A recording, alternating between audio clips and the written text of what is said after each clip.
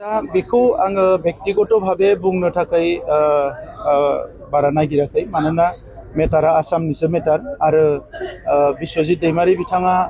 स्पिकारमोन दा बिथांनि समाव बेफोरो मा जादों मा जायाखै बिथाङा मिथिगोन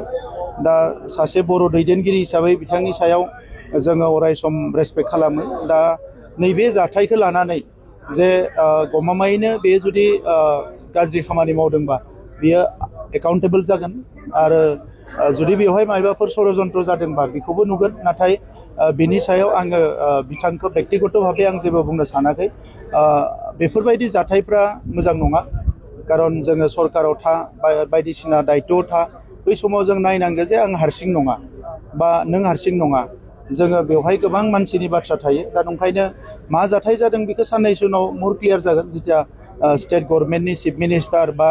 राइट अथरिटिफ्रा बेखौ